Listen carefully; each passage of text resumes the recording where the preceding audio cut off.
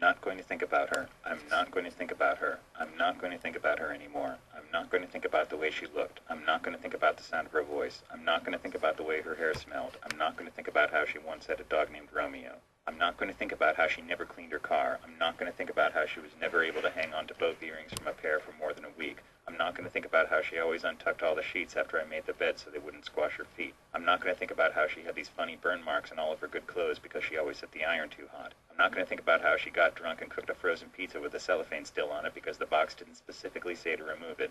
I'm not going to think about how she once left a bunch of open candies in her purse for a week and I spent an afternoon killing ants in her apartment. I'm not going to think about how she bought this cheap button sewing thing off the TV. I'm not going to think about how she was really pretty good at cooking bacon. I'm not going to think about how she really hated the buzzer on my alarm clock. I'm not going to think about how one of her eyes was slightly bigger than the other. I'm not going to think about how we had a running joke in Reno that all of the slot machines were broken because they weren't giving us any money. I'm not going to think about how she was so tiny and delicate that holding her was like holding a little bird. I'm not going to think about the time I came home one day and opened the fridge and realized she had bought me groceries. I'm not going to think about the dark, smooth skin of her back. I'm not going to think about what she looked like when I put this little flower in her hair. I'm not going to think about how she got drunk and cried during the scene where Chewbacca puts C-3PO back together in The Empire Strikes Back. I'm not going to think about how she always held my hand in public. I'm not going to think about how we made a deal that I'd buy her Shakespeare in Love for her birthday only if she promised I'd never have to watch it, but then she made me watch it a few times anyway.